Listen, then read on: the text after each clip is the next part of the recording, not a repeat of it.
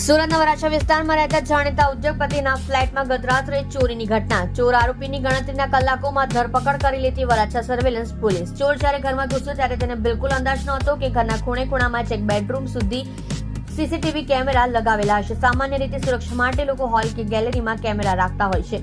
ઉદ્યોગપતિની સતર્કતાએ ચોરની મુશ્કેલી વધારી દીધી હતી. પલંગ પર બેસીને આરામથી કરી ચોરી.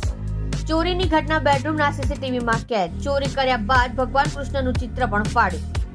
સુરતના ઉદ્યોગપતિના ઘરે ધાડ પાડનારની સ્માર્ટફોને ખોલી પોલ.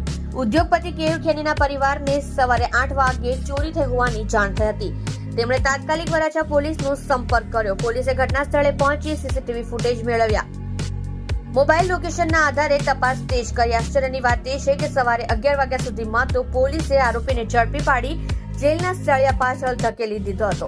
બાઇટ કેયુરભાઈ ખેની ફરિયાદી. આપ જોઈ રહ્યા છો ગુજરાતની સૌથી પહેલા ખબર આપતી Surat express news channel director Rajesh મંગલેની સાથે.